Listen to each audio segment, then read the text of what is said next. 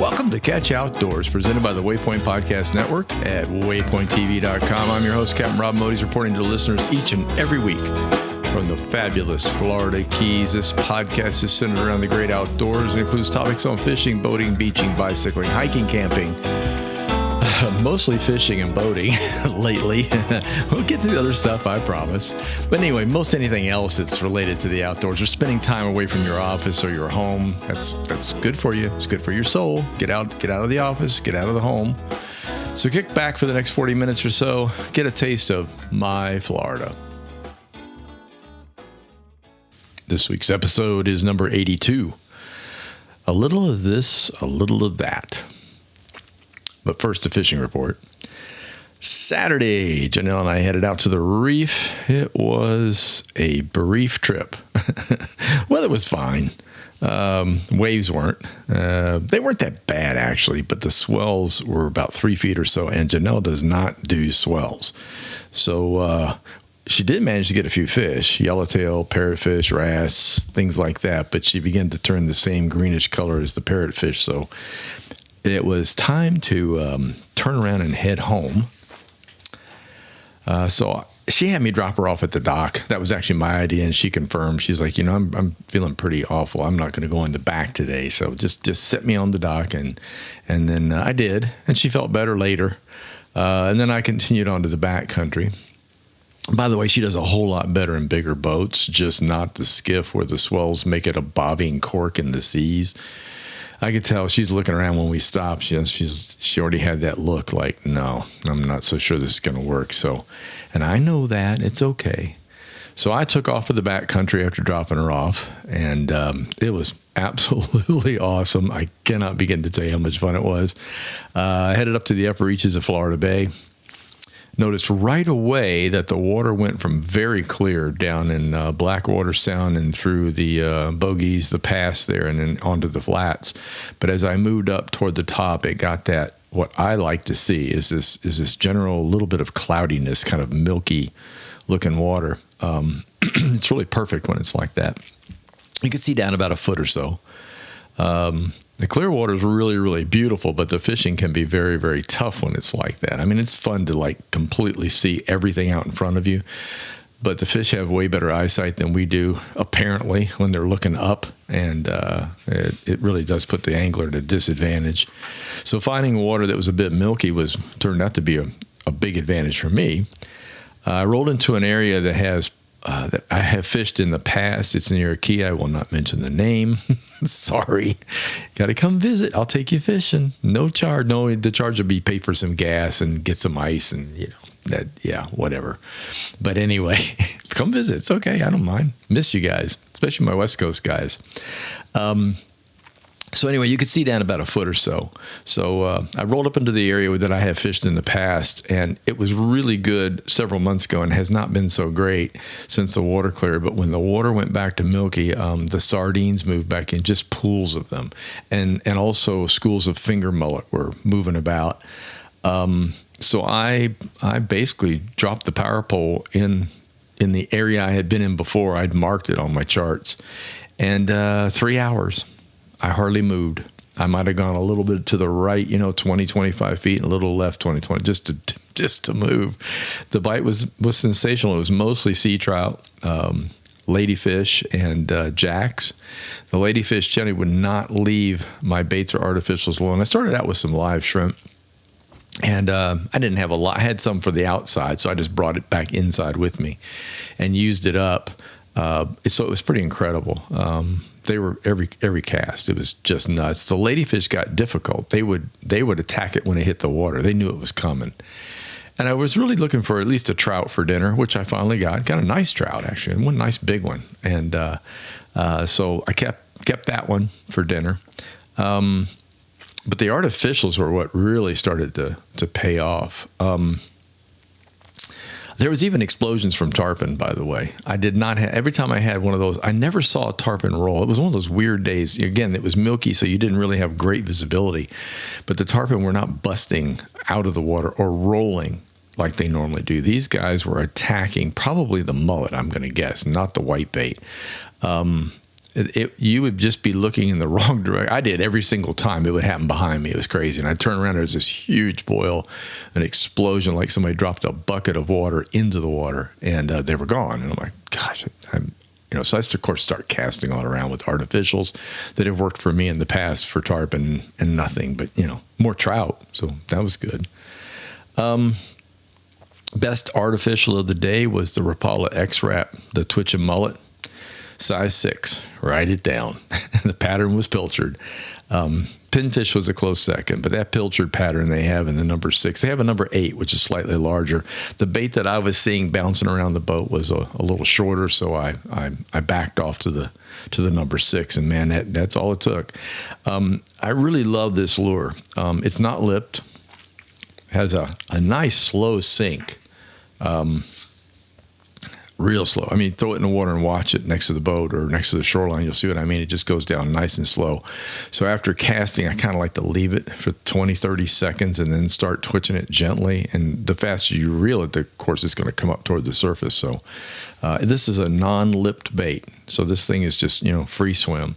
And it has 2 single hooks on it, which I really, really like. As a matter of fact, I have gone to the trouble now of taking all these other hard bait lures I use, especially my Uzuris and stuff, and taking the trebles off and re-equipping them with single hooks, inline hooks. And it's much, much easier to remove it from any fish, especially the dancing ladyfish. And the ladyfish seem to be all over these flats. No matter where I go looking for reds, trout, snook, you're going to get ladyfish. They're just, especially right now. I guess this is the active time.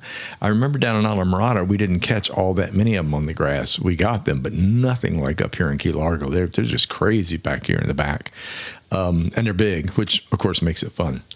If you got a fly rod, it's even more fun. But anyway, the single hooks make releasing these fish a whole lot easier. So, keep that in fact. Hundreds of ladyfish, hundreds of jacks. Okay, that's an exaggeration. I'm a fisherman. It was actually really great out there. I'm going to talk a little bit more about the artificials later in the podcast here as part of my little bit of this and a little bit of that. Fishing's been great all along the upper to middle keys. Lots of dolphin. They're being caught all along that weed line that's been created by the dreaded blob, which is not a dreaded blob here yet. Gotta love the news, folks. Basically, it's sargassum weed, and it's pretty much the way it looks this time of year. There's strips of it out there in the Atlantic Ocean. You'll go through areas that are maybe 2-3 feet wide, sometimes a little wider, but it's still kind of spotty. I understand down in Key West they're getting quite a bit on Smathers Beach, but that's the only really report I saw of it really kind of gunking up, and they're removing it. They're getting it off there as quick as they can. But it's very helpful for fishing. I mean, the fish love being under and around that stuff. Sargassum holds all kinds of tiny little critters, especially little bait shrimp, minnows, if you will, things like that. And that's what these fish feed on. It's easy prey. So if you roll up on one and cast beside it or along it, or you troll down the side of a long strip of sargassum, you are definitely going to get something. And it's almost always a good old-fashioned dolphin. Patries have been good, yellowtail, mutton snapper, good many grunts, porgies for action. That's what we were going to do. So next time it calms down, I'll try to run out there. This is Monday when I'm recording this, and it is storming like crazy here right now. Lightning, thunder, and all kinds of fun stuff. So Live Shrimp is working on the reefs, and any castable or towable lure is getting the job done for the mahi-mahi, aka dolphin. So get out there and enjoy it. I finally got to work on my YouTube channel, put up a new video. Phew, things just kept getting in the way. I'm going to confess. I planned on doing this like a month and a half, 2 months ago, and finally had time to sit down and do some of it the other day. So go to Catch Outdoors or Rob Mody's, whichever is easiest to find. Subscribe, check out the latest pretty drone shots I did over Florida Bay and the Atlantic Ocean. Okay, episode 82. A little bit of this and a little bit of that. Just a title change from the mixed bag or hodgepodge titles I've done before. So let's start with this. In 1999, a merger happened in Florida Outdoors. Before that year, the state of Florida had 2 main law enforcement bodies that laid down the fishing and boating rules. One was the Florida Marine Patrol. I'm old enough to remember all that and boated back then. And the other was the Florida Game and Freshwater Commission. In 1999, the two were merged to create the Florida Fish and Wildlife Conservation Commission, better known to us outdoor folks as the FWC. I know, strange it's not the FFWCC. Okay, that's my little joke. Florida Fish and Wildlife Conservation Commission. It should be FFWCC, but it's not. It's FWC, and it's much easier to type that in when you're searching on the web form, myfwc.org. Find all kinds of information on them there. What do they do? A lot. They're currently divided into 6 areas of Florida, which is not that much when you take the size of Florida into account. Florida's huge, man. Florida is as long as like Georgia, South Carolina, North Carolina, and the Virginia coastline all together, and then add a little interior to it. We are a big state. That's all there is to it. But it's important to note that each area has a certain responsibility to that area, such as perhaps a little more hunting than fishing, especially up in North Florida, not North Central Florida. The hunting becomes more of a thing versus the fishing. And if the fishing happens, it's freshwater fishing. It has almost nothing to do with saltwater species. While down in the Monroe County area, which encompasses a huge chunk of the Everglades, you get both. You get freshwater, saltwater, but you get a lot of saltwater because Monroe County is all of the Florida Keys, and no hunting, at least virtually none. Hunting for fish, I guess you could call it hunting if you want. And so it's really interesting about this. And I got to thinking about it. I was going to do a whole show on the FWC/other law enforcement. It just wasn't quite enough. So I thought, all right, here's how we're going to do it. We're going to bit it, hodgepodge it. Oh, there's that word. I had an acquaintance, an FWC officer in Lee County.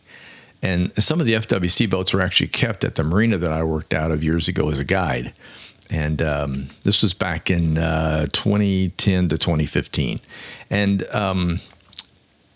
we were just talking at the dock about some issues and problems that were going on. It was specifically related to the jet skis in the back of Estero Bay. At the time, the Estero Bay switches from a manatee zone to a non-manatee zone. Half a year is a manatee and half a year is not. During the manatee zone switchover, the guided tours, jet ski tours, which take off out of the beach, were going in the back and just ripping and roaring around, which is totally illegal at that point because the manatees move in there in the summertime and you don't want to run over one. So he was talking about he's just having a devil of a time with that. And of course, the locals and the guides and a lot of fishing people were like, just ban them. Keep the jet skis out. Well, jet skis are fun for some people, and that's not entirely fair. You just have to follow the rules. And they weren't. And the bad part is the leader of the pack is a guide, for the hotels, and they weren't following the rules. And at one point, the officer, I won't mention his name, but it was kind of funny. He stopped a whole row of them and wrote 15 tickets, one for the guide and one for all the people following behind them in the wrong area, in the manatee area. So that's what we got to talking about. I said, man, your job must be ridiculously difficult. There's got to be days where you just want to pound your head. And he said, yeah, it gets that way. He said, but then I'll be doing something else 3 days later. And I said, what do you mean? And he explained to me that an officer this is Lee County now, an officer in Lee County is not necessarily always on a boat. If you were in the Southwest region, which encompasses an enormous area, let me tell you, it encompasses, I wrote this down, Southwest FWC region has Lee County in it. But it also has Polk, Hardy, DeSoto, Highland, and Highlands County. And, of course, on the coast side, you've got a big chunk of Charlotte County in there along with Lee. It does not do Collier. Collier happens to be in another region. Collier's down in the Monroe, believe it or not, Monroe and the Florida Keys. So Naples is there. So he said, no, I'll be running a boat one day or 3 days or 4 days. And then I'll be in plain clothes working the bridges and piers, watching for people with illegal catches and buckets. And, he puts on his fishing clothes and acts like a fisherman and then checks buckets and stops and tickets or arrests people that are doing, especially the blatant ones. And we've seen that. I've seen it. I've seen him drop snook in buckets and look around, hope nobody's watching. So he does that. And then he might be on a four-wheeler and he might be cruising around out in the flatlands on the eastern end of Lee County. and into Hardy in those areas, looking, checking hunting licenses and things like that. So his job is real diverse. And I said, how in the world do you learn all this? And he said, time. Now, he's an old timer. He'd been with FWC for a long time. And he said, you adapt to it and you learn. He said, but the hardest thing in the world is the new guys, is just getting them to understand. And I said, the other day I was up in the north part of Estero Bay and I watched an FWC officer run aground.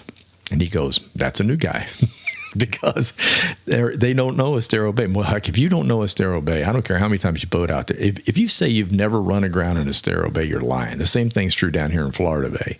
If you're up in Florida Bay and you say, well, I've never run aground back there, you're just lying. That's all there is to it, because there's a lot of shallow water back there and anybody can make a mistake. And especially an officer on a boat who doesn't spend a lot of time on that water. My point is they work really hard. I want you to know that I'm on the side of FWC. I think they do a great job. I think that the arrests that they make down here in the Keys on some of the stuff I've read are just absolutely mind-boggling. You're like, you got to be kidding. Somebody was actually doing that. And he'll say, yeah, that's what it's all about. So do him a favor. And he said this to me when we were talking way back when. He said, just know the rules. The ownership is on you, the angler. The participant of outdoor recreation and sport, know where you can fish or not fish, where you can hunt or not. It's important for conservation. And so we can all continue to do what we love to do in the outdoors. Part 2, fishing lines. No, not on reels, but a guidebook. Yeah, I had to talk about this. It's a handout. It's put out by FWC. It's called Fishing Lines. So this kind of just goes hand in hand with what I was talking about a few minutes ago. It's one of my favorite handouts. I spent a great deal of time teaching classes in Collier County for the adult education program and in Lee County at Bass Pro Shops. I had regularly scheduled weekly classes on fishing. Sometimes it would run anywhere from 13 weeks to 15 weeks, depending on how much we were going to talk about. And one of the handouts that I absolutely loved having was a little booklet called Fishing Lines, and it was produced by FWC.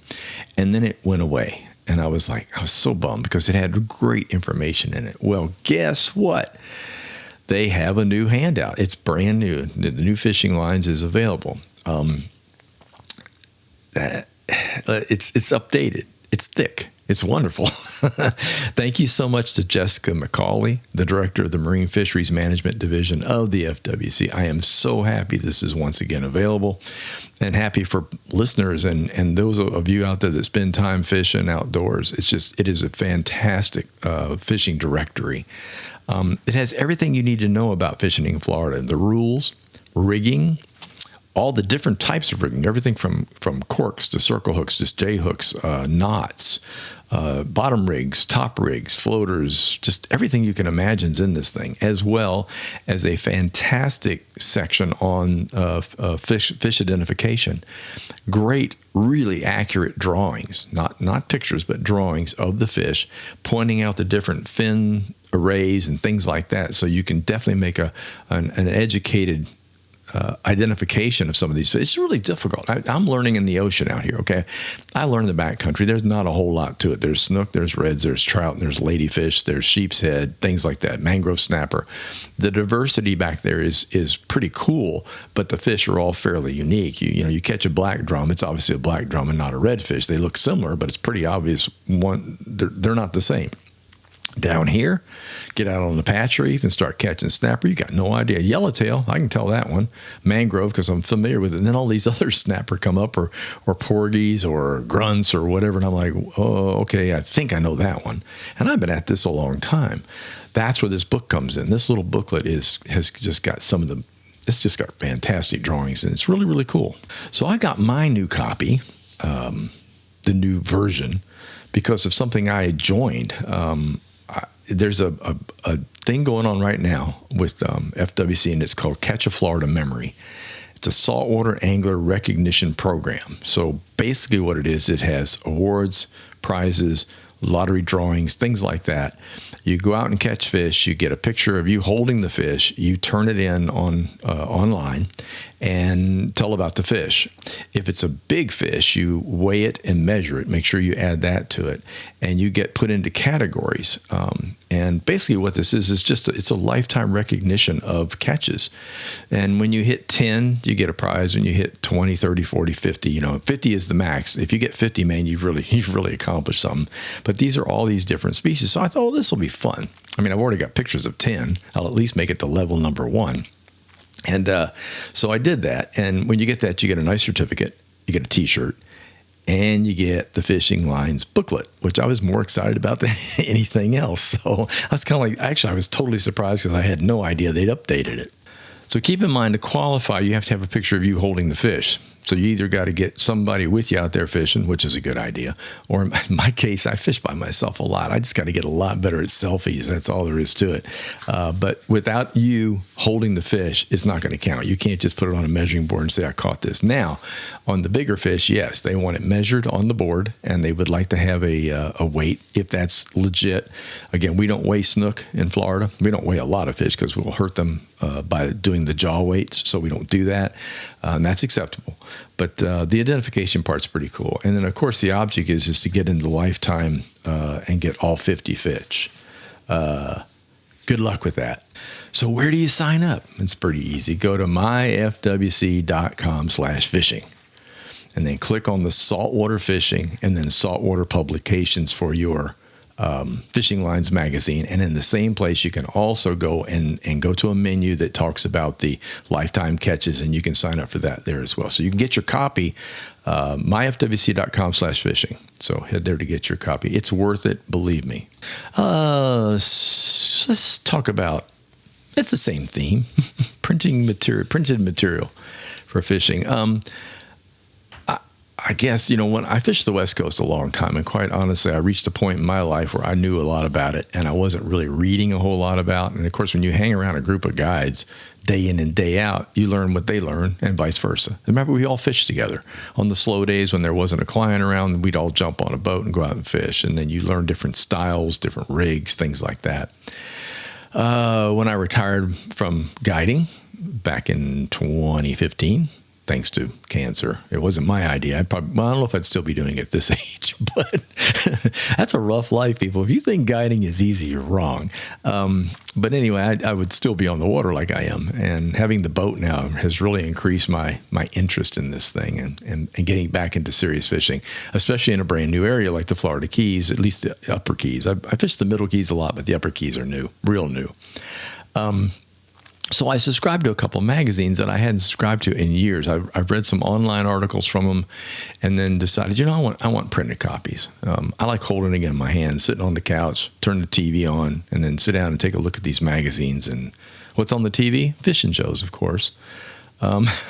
So I subscribed to 2 magazines. One of them is Florida Sportsman, and that one goes way back in the annals of Florida time. 1969 is when that magazine came out. And to me, it's still clearly one of the best. The second one is the Saltwater Sportsman magazine, which, believe it or not, started in 1939. And that's all-encompassing of saltwater around the U.S. and other areas. But I'm going to start with the Florida Sportsman. I just thought it was time to get back into doing more than just getting my reading from the web. And so that's what really got it started. And we moved down here to the Keys last August, and I was unpacking a box, and I had, an office box, and I had some old copies of Florida Sportsman. I thought, you know what? I am going to start this back up again. It's very localized, you have to understand, and it does more saltwater than virtually anything. It does fresh, don't get me wrong, but it also does hunting. So in-season hunting in Central Florida, down in the Everglades, whether it happens to be turkey, deer, wild boar, whatever it might be, they cover that pretty heavily. Bird hunting, things like that. So they move with the seasons rather, for the species and for the different critters. The Florida Sportsman magazine is really, really full of great information, and I'd forgotten how much fun it was just to turn the pages and read through it. One thing one of the long time for me favorite things about the magazine that I loved was called the Action Spotter. And so as you move toward the back of the magazine, they've got Florida divided up into different areas, way more than 6, probably twice that. But there's, I used to be in Southwest, so of course I'd always look at the Southwest Florida one.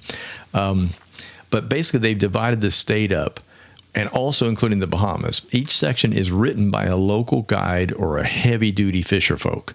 A personal shout out to 3 of them I know pretty well. Brenton Roberts, who covers the Southeast region. Thank you, Brenton. And thank you, Brenton, for letting me write for the magazine for a while. That was fun. Captain Greg Stamper from the Southwest region, good friend of mine, and boy, does he know his stuff. And Captain Ray Markham from the West Central region. Ray was involved in radio like I was way back when. And then he became the writer for that region, the regional report. And I don't know, Ray could probably catch fish standing on his head. So if he says something's going to happen on the West Coast, Central region around Tampa, Bay Area, you certainly need to listen to that. Let me tell you this, all the reporters from the areas are also well-versed about their special places. And they do a great job of reporting what's going on and what to expect in the coming month. And I think that's what I liked about it. The Action Spotter was not so much what is happening right at the minute, but what's going to happen. The magazine is monthly. So, if you pick up the July copy or the June, let's see what's coming up, the May copy, it's going to have what's happening in May in their particular region, what to look for, what are the trends, what are the patterns, and what do you fish for during that time. It's very, very helpful for people that are starting out in the area, and even for those anglers that have been there for a while. It kind of gives you a focus and say, okay, it's May. Well, I happen to know Southwest Florida, May is tarpon. A lot of people may not know that. They may think it's April. Heck, I've had people call me for December trips to go after tarpon. I have to explain to them, we didn't do that in the Southwest Coast in December. The heavy fishing for tarpon is May. And that's what these articles will tell you, and that's what's so cool about it. Saltwater sportsmen. Saltwater fishing coverage here in the coastal states as well as the Bahamas and sometimes down into South America. It's all fishing, no hunting. It's all about the salt. So you can learn something about fishing off the coast of California. You can learn about fishing off the coast of Texas, and of course the entire East Coast and all of Florida. It is a very, very well-versed magazine with well-versed writers. These are people that spend a lot of time on the water. George Poveromo happens to be a writer for the magazine. And you just can't beat it if you're really, really into the salt. The thing I've noticed about it that I learn more there than I do on the Florida Sportsman. Florida Sportsman focuses on local on foot, local backcountry, coastal beach fishing, things like that. Saltwater Sportsman tends to do the deeper water stuff off the coast of the United States. So the deep water trolling, deep water drops, specials on catching swordfish, things like that you'll see them. Don't get me wrong. You'll see it in Florida Sportsman magazine, but it's just much more extensive. And I won't say that it's geared toward a more advanced angler, but it could be. It's not necessarily beginner. Like some of the stuff in Florida Sportsman will be really down and dirty beginning. Say, here's what you got to do to catch fish in this area.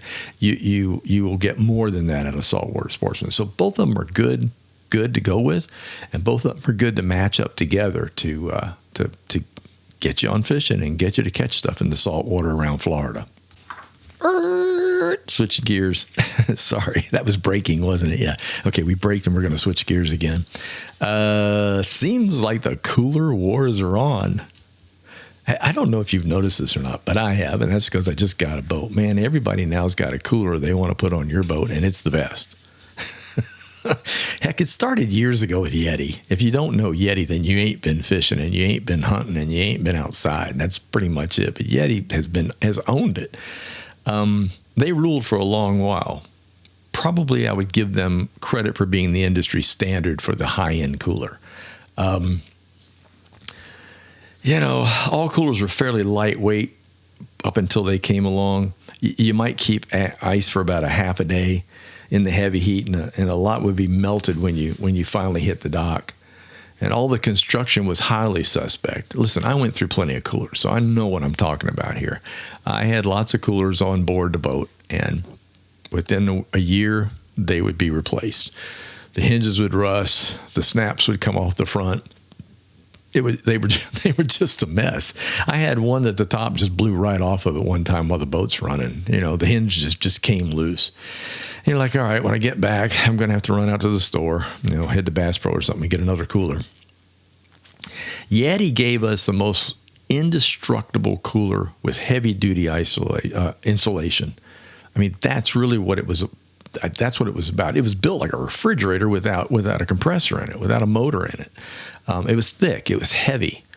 Let me tell you about my first delivery on one. I went to ICAST. This was I think it was Orlando. It might have been Las Vegas. Yeah, probably Las Vegas. It was way back. And Yeti was there. And they had nothing like they have now. They had a room about the size of a guest bathroom, a little booth. And they had their Yetis all white, no colors yet, stacked up from big to small in a pyramid. And the guy was showing it to me. I was like, this is unbelievable. He goes, listen, it'll keep ice for about 3 days. I said, you got to be kidding. He says, no. You can put a bag of ice in it. And you need to pre-cool it, not a hot cooler, not something sitting on the boat. But if you have taken it in the shade or in the garage, you put a bag of ice in there. The ice will still be in there 3 days later. It'll be melted, about half gone, but it'll still be there. He says, try that in any other cooler. It'll be gone by the end of 24 hours. And he's right. It would.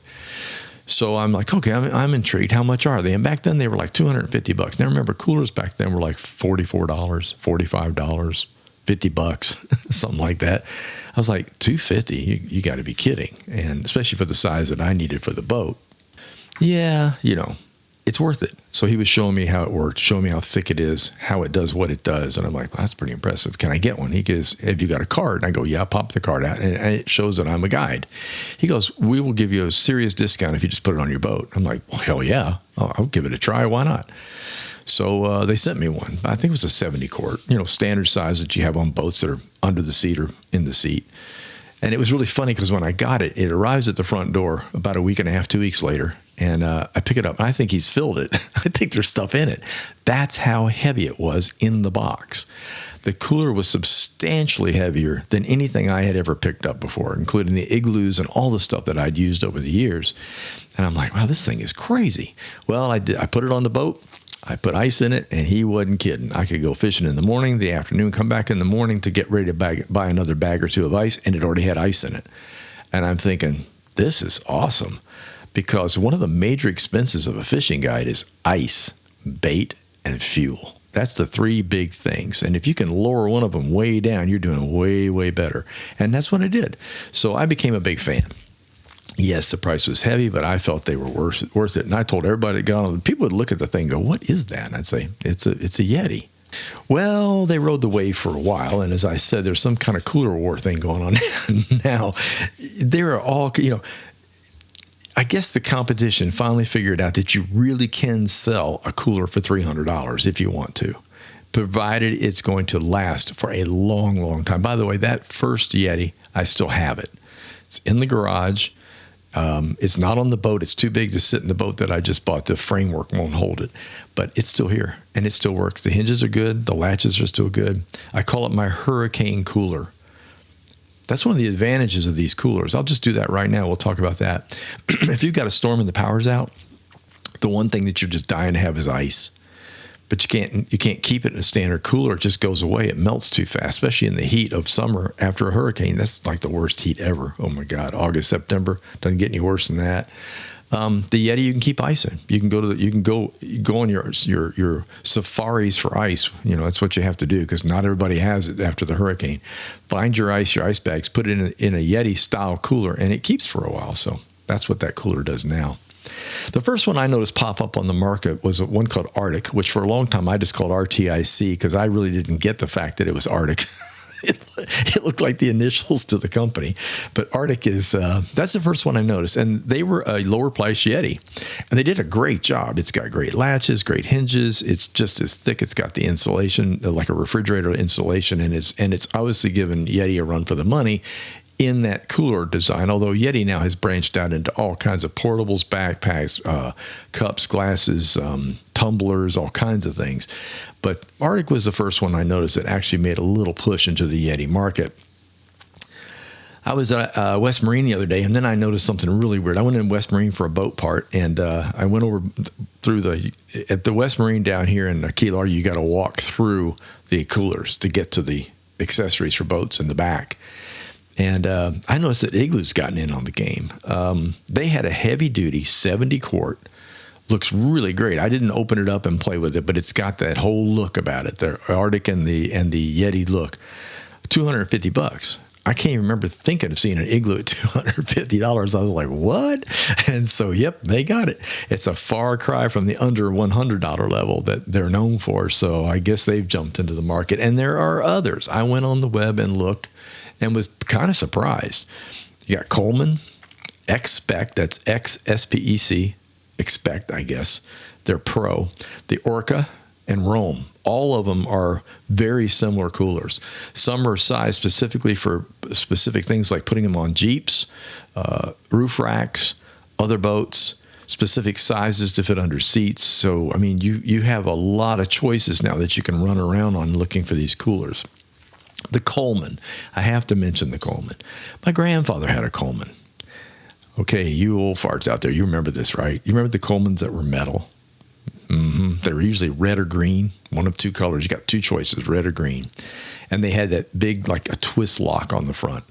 And they would hold ice forever. And they were built like a tank. The whole outside was made of metal.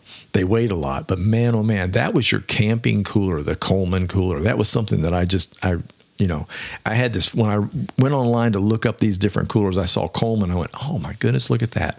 And by the way, they're still making the metal one. It's still on there. There's another competitor for you. So ice retention has become the big thing. That seems to be what everyone's about. It's actually a spec. How long will it keep a bag of ice, which I think is really interesting. And they all mimic or try to stay in line with Yeti. So Yeti, in my opinion, is still the standard. Doesn't mean you have to run out and buy one, but it's definitely the standard, and it should be worth looking at. But I have to be honest, the Yeti and the like are very good, but only in the sense of long-term ice retention. Okay, so if you're a weekend boater, a good old-fashioned Igloo will probably suffice.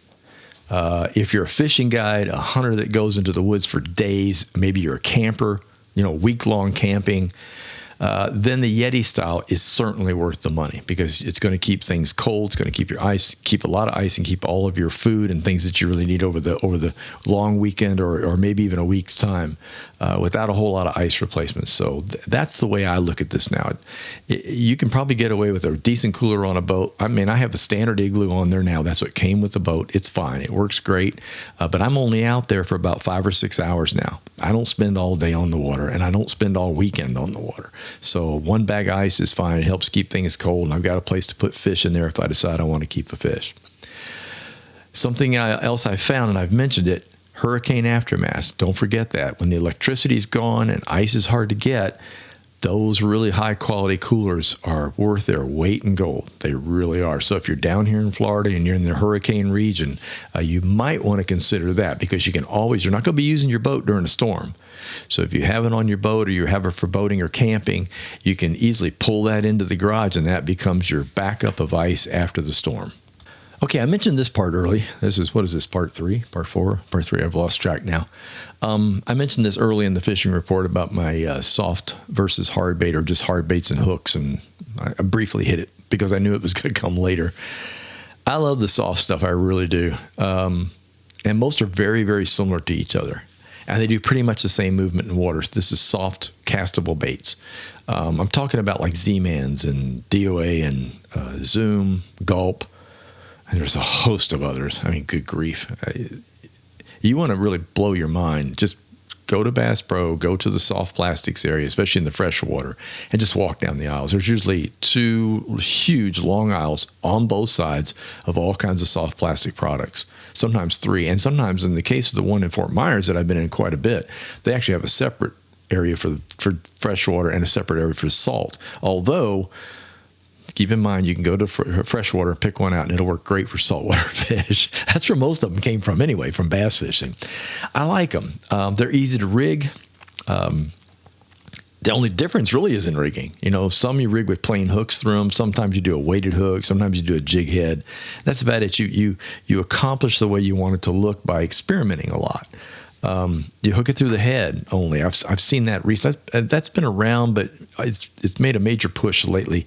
A lot of anglers and a lot of teaching videos on the web are showing J hooks through the head of soft plastics only. You don't bury it in the body. You just hook it through the head and cast it and work it. It works really great, by the way. I've done that. It gives it lots of wiggle. Offsets with no weights. That's another one. Offset hooks. No, don't do anything but put the offset, a worm hook in there. Offset with weights. That makes a big difference on specifically Z-Man. Z-Man are extremely lightweight, full of air, and they float. So it's hard to get them to sink, almost impossible, unless you put some sort of weight on them. And then rigging on a jig head. I like doing the jig head rigs. It's a time of year sort of thing. A jig head in the front of a nice soft plastic, let's say a paddle tail, as it falls, it wiggles, and then it hits the bottom and makes a puff of sand. And then you lift it and drop it, and it makes a puff of sand every time you hit. It's a big fish draw. They'll come right to it when you're playing that game. Hard baits are so much easier to use. Yep, they cost a lot more. Now they cost a lot more. $9, $10 a piece. Good grief.